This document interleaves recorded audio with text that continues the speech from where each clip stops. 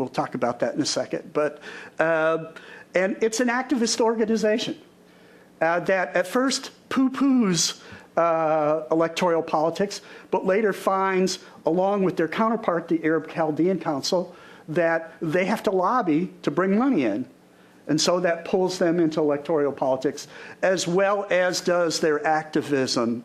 Let me say that at this point, I'm going to jump way ahead because the time is short, and say to you that at this point, I believe that the view that electoral politics are not part of the Arab American arsenal no longer holds sway.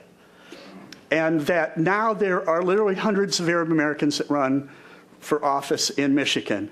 Many of them who are elected, although there is much to be done, I believe that this will happen across the country.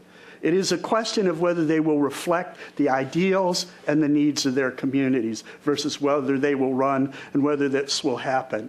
Because I got 3 minutes, I want to jump ahead of all of that and say a few things.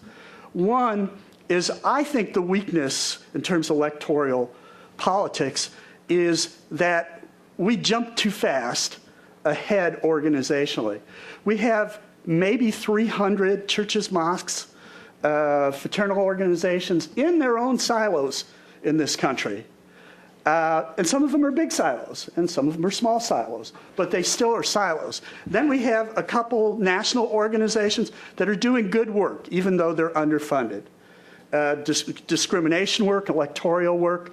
But what we lack is the 60 community centers across the country that the Jewish community used as a platform to build its activity. And we need to pay time and attention to creating those, because those will be the platform in which we move ourselves ahead, along with some other kinds of institutions that tell our story to the American people. Because it's not simply by being elected that you change politics and you change a country. It's more sophisticated than that. The good news is that it's possible to do.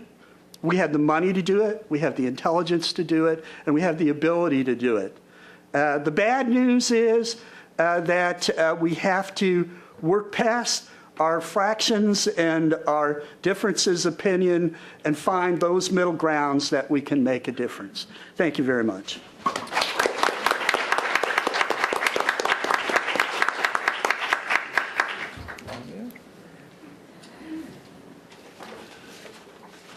Hello. Well, my talk on Arab Americans and civil liberties post 9/11, I think will fall somewhere in between